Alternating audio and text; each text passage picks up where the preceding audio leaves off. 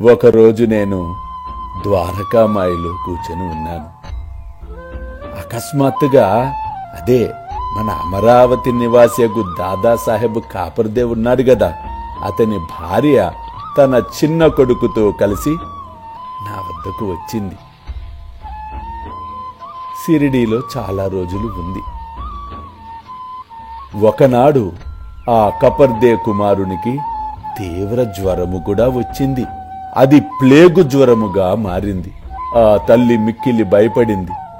నా వద్దకు వచ్చి, పిచ్చి తల్లి, బాబా, నువ్వు నాకు అనుమతిస్తే అమరావతి పోయి నేను వైద్యుడికి నా బిడ్డను చూపించుకుంటాను అని అడిగినప్పుడు నిజంగా చాలా బాధ కలిగింది. వెంటనే ఆ తల్లితో, అమ్మా, ప్రస్తుతము ఆకాశము మబ్బులు పట్టి ఉన్నది.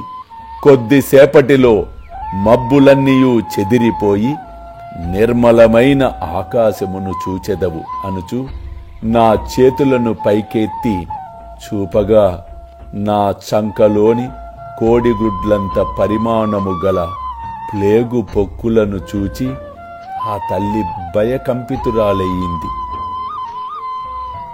అప్పుడు చెప్పాను, అమ్మా, నా భక్తుల కొరకు నేనెట్లు బాధపడదనో చూడుము.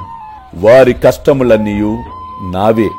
నీ బిడ్డకు కొద్దిసేపటిలోనే త్వరలో రోగము మొత్తము తొలగును, దిగులు చెందకు అని ఆశీర్వదించి పంపాను. అలాగే జరిగింది. అల్లా మాలిక్. అల్లా అచ్చా కరేగా.